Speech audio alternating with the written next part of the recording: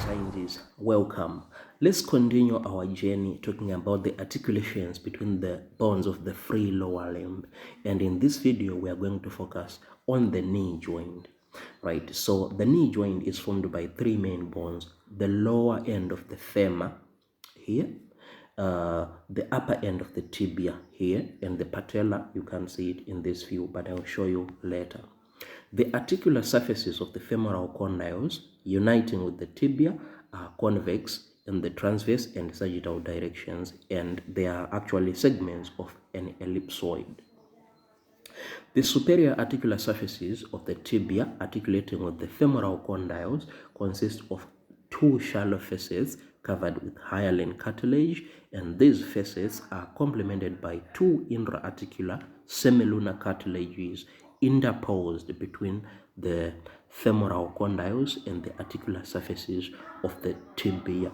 These intra-articular cartilages are called the lateral meniscus, that's meniscus lateralis, and the medial meniscus, that's meniscus medialis. Right, so each meniscus is trihedral in shape, right, and outside is thick and inside here is free, and outside again is attached to the joint capsule, right, but here is free, is this sharp edge. So if you look here, this is a superior view of the right tibia at the knee joint, right? This is the anterior side, this is posterior, meaning to say this is the medial meniscus and lateral meniscus, right? So you can see the lateral meniscus is bent more than the medial one, and the medial, this one is actually crescent shaped, while the lateral one is like circular. The ends of both menisci are attached anteriorly and posteriorly to the intercondylar eminence, right? They are both attached anteriorly and posteriorly to the intercondylar eminence, right? There is a fibrous bundle, the transverse ligament of the knee, ligamentum transversum genus. This one, it stretches in front between the two menis, like lateral, medial and lateral. You can see this is the ligament, that's the transverse ligament. Next, we'll talk about the attachment of the articular capsule, right? So on the femur, it stretches in front and upward, passing through the fasces patellaris, the patellar surface, right? I will show you the patella and how it articulates. On the sides, it passes between the condyles and epicondyles, right? And the epicondyles are left outside of the capsule for attachment of muscles and ligaments, right? You need to remember that the epicondyles are outside the joint capsule. Anteriorly, the synovial membrane forms the large recess. It's called the suprapatellar bosa, bosa suprapatellaris, extending rather high between the femur and the quadriceps muscle of the thigh. Sometimes the suprapatellar bosa may not communicate with the knee joint. On the tibia, the capsule is attached to the edges of the articular surfaces of the condyle. Right, so here you can see the patella here lodged in the quadriceps tendon, right? And you can see the medial meniscus and lateral meniscus, right? We'll talk about the characteristics of this joint first. This joint is actually a compound joint. Why? Because it's formed by three articular surfaces. If it's formed by two, it's simple, like the hip joint, right? So this one is a complex joint because three articular surfaces. Number two, this joint is a complex joint. Again, why? Because inside there are two intra-articular cartilages, that's the medial and lateral meniscus. And these cartilages, they serve to level out the incongruent articular surfaces and will help to reduce jolts and facilitate movement of the knee joint.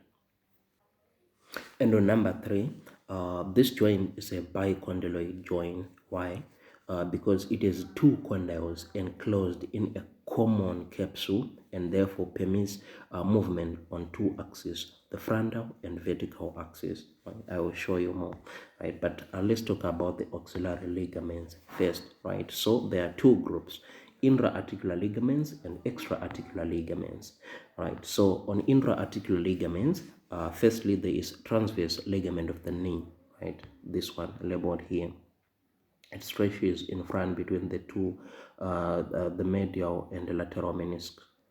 Then next there are cruciate ligaments, a ligamenta cruciata, right? We have anterior cruciate ligament, a ligamentum cruciatum anterius. This one connects the medial surface of the lateral condyle of the femur with the anterior intercondylar area of the tibia. The next one is the posterior cruciate ligament, ligamentum cruciatum posterius. This one passes from the lateral surface of the medial femoral condyle to the posterior intercondylar area of the tibia, right? So you can see the anterior cruciate ligament and the posterior cruciate ligament. You can see them again in this section. Here you can see the posterior cruciate ligament and the anterior one, right? So the synovial membrane lining the capsule will cover the cruciate ligaments projecting into the joint and form two fat-containing ala. They're called the Allophones. That's plica alaris in plural. All right, on the anterior wall of the joint below the patella. This one. These folds become adjusted to the articular surfaces with each position on the knee joint by filling the spaces between them. Converging below, they are continuous with the unpaired infrapatellar synovial fold, plica synovialis infrapatellaris. This should be infrapatellaris, right, which is attached to the anterior edge of the intercondylar notch on the femur. Right, so these are the main intra-articular ligaments, right? Firstly, the two cartilages, the lemnis, medial and lateral, and then we have anterior and posterior cruciate ligaments, right? Now let's talk about the extra-articular ligaments, right? So there's patellar ligament, ligamentum patella, right? You can see it here below the patella.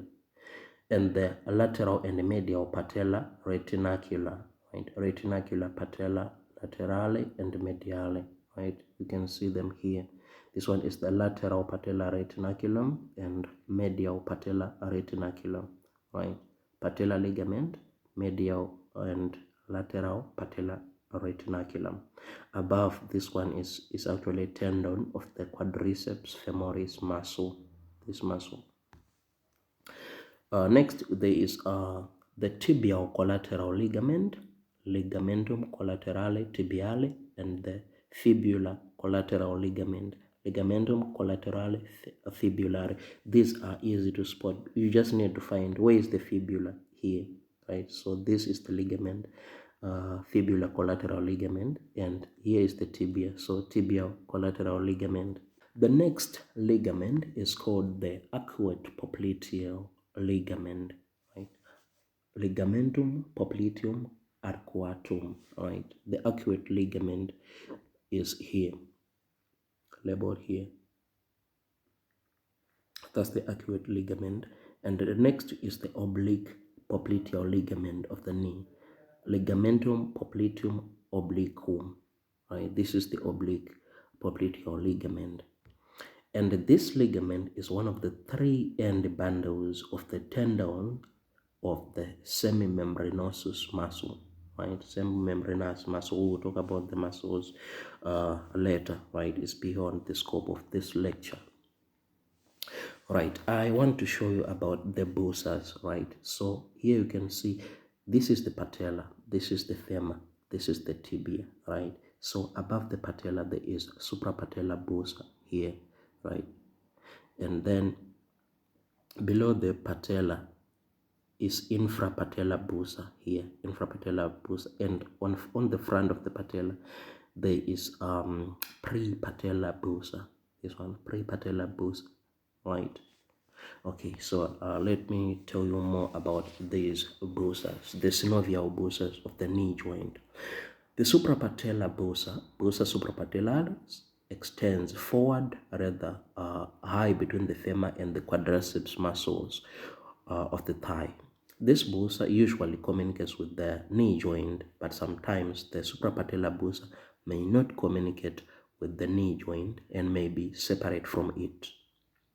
There are three bosas, right? These three bosas are found on the anterior surface of the patella, right?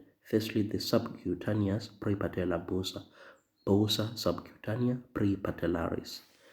The subfascial prepatellar bosa, bosa prepatellaris subfascialis, and the subtendinous patellar bosa, bosa subtendinea prepatellaris. The third one is the deep infrapatellar bosa, bosa infrapatellaris profunda. This does not communicate with the joint and is always found on the lower attachment of the patellar ligament between this patellar ligament and the tibia, right? And in the posterior region of the joint, the bosas are encountered under the sites of attachment of all the muscles. Right, so again you can see the bosas which I mentioned here, right? Suprapatellar bosa, prepatellar bosa, and there are various divisions, subtendinous, which I mentioned, and the infrapatellar bosa here. Next we'll talk about the movements, right? So movements in the knee joint, right? Firstly, there is a flexion and extension, right? Flexion and extension.